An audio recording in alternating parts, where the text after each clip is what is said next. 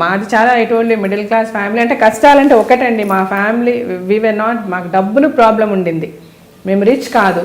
So మా school ఫీజుల దగ్గర నుంచి మా మమ్మీ డాడీ మా ఇంటి అద్దెలు కట్టడం దగ్గర నుంచి అంటే బట్టలు అదే సిచ్యువేషన్స్ ఉండేవి మాకు. ఎట్లా అంటే పండగ బట్టలు కొనడానికి డబ్బులు లేవు, మా మదర్ చీర ఏదైనా చింపి మాకు కుట్టించే లెవెల్కి కూడా మేము చూసాం. నేను చూసానండి. నాకు రేపు బర్త్డే, నేను స్కూల్కి కొత్త బట్టలు వేసుకోవాలి, ఎట్లాగంటే తన చీర ఒకటి చింపి మా అమ్మ కుట్టించేది ఇంట్లో. సో ఇవన్నీ కూడా చూశాను నేను. సో నాకు అందుకని ఈరోజు నేను బెంజ్ కార్లో తిరిగినా లేదా ఫ్లైట్లో వెళ్ళినా నేను ఎగ్జైటే కాను.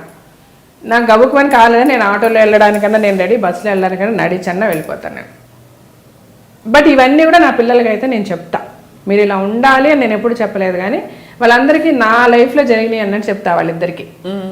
సో వాళ్ళు కూడా ఓకే ఓకే. నా ఉద్దేశం ఏంటంటే వాళ్ళ ఏదైనా ఒక ఇష్యూ వచ్చినా కూడా నేను చెప్తానంటే ఇది ఇలా చేస్తే ఇలాగా మైనస్ అయ్యే అవకాశం ఉంది, ఇది ప్లస్ అయ్యే అవకాశం ఉంది, డెసిషన్ మీది.